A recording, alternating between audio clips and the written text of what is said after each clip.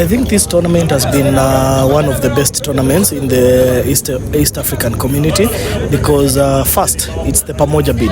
It has brought together the East African region, that is Kenya, Uganda and Tanzania. For the first time we saw the Kenyan talent, we saw Ugandan talent, we saw the Tanzanian talents. We have been used to seeing team selections for professional players or players who play abroad. And for CHAN, I think it was a good initiative to promote grassroots talents. For the first time in Kenya, Uganda, Tanzania, we have seen the introduction of technology, modern technology. We have seen the VAR, we have seen the goal line technology. We have seen teams being showing resilience in different positions, in different matches.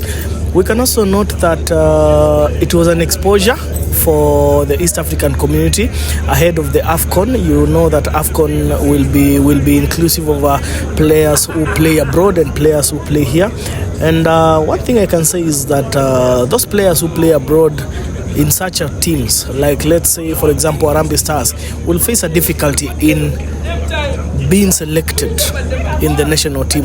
Overview, it was good. The fans showed every time, the fields were full to capacity, electric fan bases. We can say that ahead of the AFCON 2027, Kenya, Uganda and Tanzania will be in a better place. We know we didn't perform as expected because we needed some maybe one or two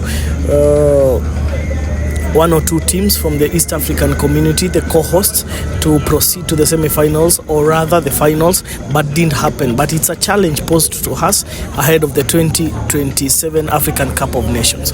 According to you, to what you have seen in this tournament, what can you suggest as East African, as Pamoja, to add in the coming AFCON?